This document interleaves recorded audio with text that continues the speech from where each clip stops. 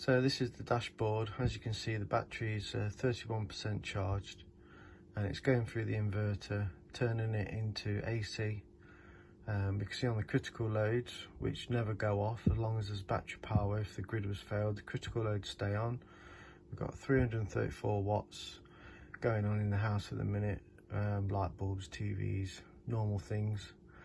You can see the grid there, it's pushing and pulling back the grid. It's taking 5 watts at the minute, it's going up to 18, 10, and then it'll go to a minus when it pushes it back. So it's trying to keep the grid at 0, which it does quite well actually. AC loads in the middle, they're things that are connected, which you not really care about if there was a power cut. So say things like a power shower or big massive heating things, or anything that you're not too fussed about if there's a power cut. As long as you've got lights and a kettle, that's all we need, and they'll be on the critical loads. Now if we was to turn on something big like this heater here, for instance,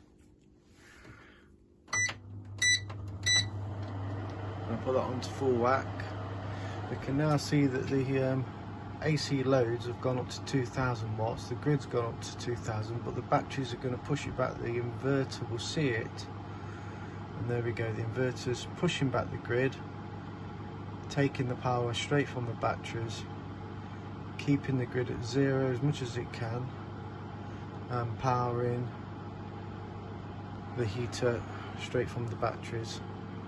Critical loads are staying as they are, because as I say, that's just house stuff, lights and a few bits and bobs, TV, computer. Battery's still going, 31%. You can see the battery's gone up to 2800 watts, which is AC loads plus critical loads, fluctuating all the time, going up and down. But as you can see, the grid is trying to stay at 0 watts as much as it can, and it will do. And that's as simple as it gets, really. So turn that off. There we go, turn that back off. Just got the fan still buzzing, and it all starts to come back down. The grid goes to a minus, and the grid will come back up to 0 as soon as it can.